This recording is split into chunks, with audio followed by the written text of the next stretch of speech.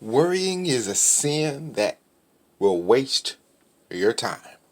Your time, your efforts, your life, your words, your thoughts, your choices, the decisions that you make.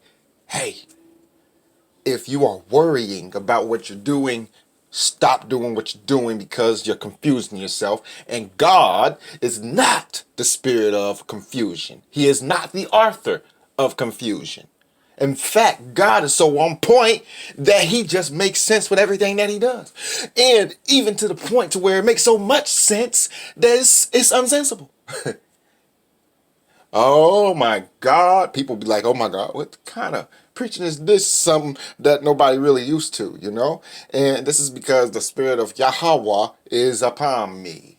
And not just upon me, it's upon other people too. Other people that knows what I'm, talking, knows what I'm preaching, how I'm preaching, why I'm preaching the way I'm preaching. It's not what people would imagine, in the last days of the sons of God revealing themselves, sons and daughters of God revealing themselves through Scripture, through the word of truth, through God, through the one and only truth that sent the one true Son to die on the tree, on the cross, to cover everybody's sin. Not just cover everybody's sin, but for everybody to be able to go ahead and be free from sin.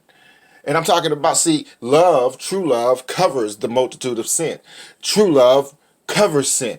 True love covers all that, and it puts up with what was, what even is. Like, I'm talking about the type of love you're talking about here is unconditional. The type of love to where you give yourself for the people that you claim to love.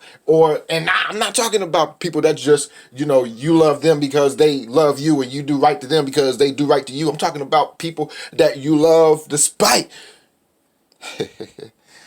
how they might view you, or despite what they don't do back towards you that you do towards them, or despite, come on now, the fact that you took your time out for that person or them people, and then, you turn around and then the thing, in the same situation you are in, they don't do you the same, or they didn't do you the same as you did, for them in the past, or as you would do if you were put in such a situation. This is the thing, is people are not like you.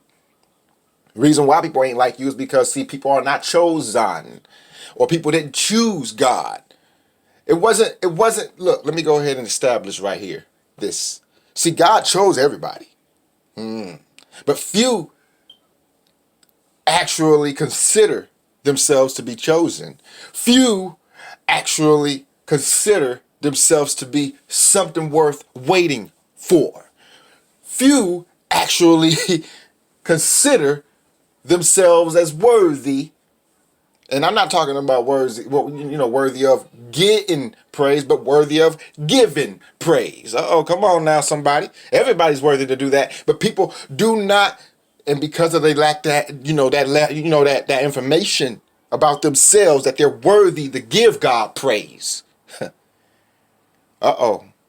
Because they lack the information, therefore they lack the power to do so. You can't give something praise. You don't got power, or the power of the understanding of it. The knowledge is power, right? So is understanding. So is wisdom. So is security. So is defenses as well as offenses. So come on, man, woman. This right here is your message to indicate that God has been set you free. You just have to know or see for yourself that you are. You're not going to listen if you don't pay attention to do the research or do that which you are called to do as the human